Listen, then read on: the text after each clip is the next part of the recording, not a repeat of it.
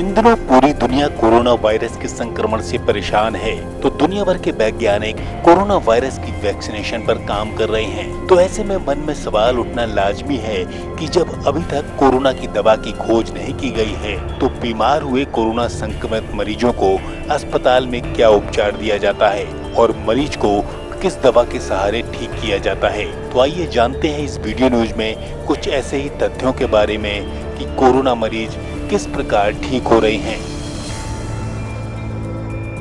भारतीय चिकित्सा शोध परिषद ICMR के वैज्ञानिकों की माने तो जितने भी मरीज कोरोना वायरस के भारत में मिले हैं, उन सभी में वायरस की संरचनाएं काफी हद तक समान है, जबकि बाकी अन्य वायरस मनुष्यों में एक से दूसरे के संपर्क में आते ही अपनी संरचनाओं में बदलाव करते हैं। जैसा कि इन्फ्लुएंजा वायरस में एक व्यक्ति से दूसरे व्यक्ति के पहुंचने पर समय समय पर अपनी संरचनाओं में परिवर्तित होता है, जिसे म्यूटेशन कहा जाता है। देखा जाता है कि दिसंबर के आखिरी सप्ताह से लेकर अब तक की अवधि में वुहान और भारत में कोरोना वायरस की संरचनाएं लगभग एक समान है। ICMR के वैज्ञानिकों के अनुसार वुहान में मिले मरीजों और भारत में मिले मरीजों के वायरस की संरचनाएं लगभग 99.9% एक ही समान है।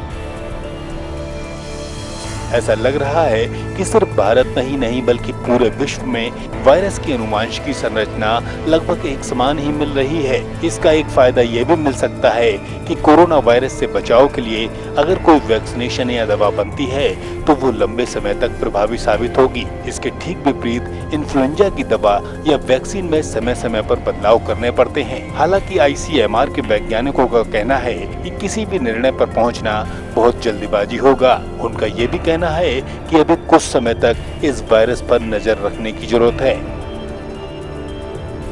वैसे कोरोना वायरस की अभी तक कोई पेटेंट दवा या वैक्सीनेशन तो उपलब्ध नहीं हो पाई है। भारतीय वैज्ञानिकों की टीम द्वारा HIV की दवा लुटनाविर और रिटोनावीर से कोरोना वायरस का इलाज करने का निर्णय लिया गया है। HIV भी एक वायरस से होने वाली बीमारी है, इसलिए HIV की दवा कोरोना वायरस की बीमारी के लिए एक बेहद कारगर साबित हो रही है। ये दवा शरीर की इम्यूनिटी को बढ़ाकर वायरस को कमजोर करती है और वायरस के प्रभाव को कम करती है, जिसके फलस्वरूप कोरोना वायरस हमारी इम्यूनिटी के सामने नहीं टिक पाता। हालांकि देखा जाए तो यह एक नया प्रयोग था जिसके सकारात्मक परिणाम सामने आए हैं। वैसे देखा जाए तो डॉक्टरों द्वारा बहुत पहले ही कई बीमारियों में सब्स्टिट्यूट दवाओं का प्रयोग किया जाता रहा है। भारतीय डॉक्टर द्वारा मलेरिया में प्रयोग की जाने वाली दवा हाइड्रोक्सीक्लोरोक्विन का इस्तेमाल भी कोरोना वायरस बीमारी में इलाज के लिए किया जा रहा है, जिसके अच्छे परिणाम मिले हैं। यह एक हार्मफुल दवा है जिसके इस्तेमाल से मनुष्य की कोशिकाओं में एक तरह का रेजिस्टेंस उत्पन्न होता है, जिसकी वजह से कोरोना वायरस शरीर की कोशिकाओं में अधिक सक्रिय नहीं रह पाता। इस तरह से शरीर की कोशिकाओं, खासकर फेफड़ों की कोशिकाओं में यह वायरस अधिक नुकसान नहीं पहुंचा पाता है। जैसा कि हम सभी जानते हैं कि सभी वायरस एक तरह के परजीवी वायरस होते हैं, जिन्हें जीवित रहने और अपने वंश में वृद्धि करने के लिए मनुष्य की कोशिकाओं की आवश्यकता होती है, और ये वायरस इंसानी शरीर से बाहर ज्यादा समय तक नहीं टिक पाते। इस दवा के प्रभाव को देखते हुए अमेरिका सहित कई देशों ने भारत से हाइड्रोक्सीक्लोरोक्विन की मांग की है। भारत हाइड्रोक्सीक्लोरोक्विन की दवा का बड़ा उत्पादक देश है। इस समय कोरोना महामारी के दौरान भारत ने कई देशों को हाइड्रोक्सीक्लोरोक्विन का निर्यात भी किया है।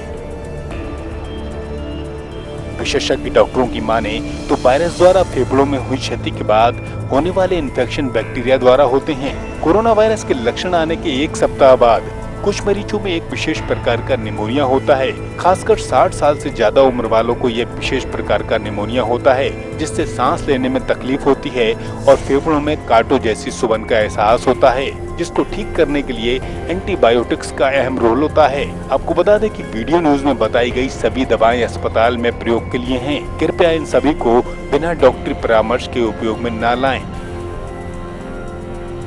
वीडियो न्यूज पर आप अपनी प्रतिक्रिया देना चाहते हैं तो आप हमें कमेंट करें। साथ ही अगर इस तरह की और वीडियो देखना चाहते हैं तो आप चैनल को सब्सक्राइब कर वीडियो को लाइक और शेयर जरूर करें। वहीं ये वीडियो आप फेसबुक पर देख रहे हो तो आप हमारे पेज को फॉलो करना ना भूलें।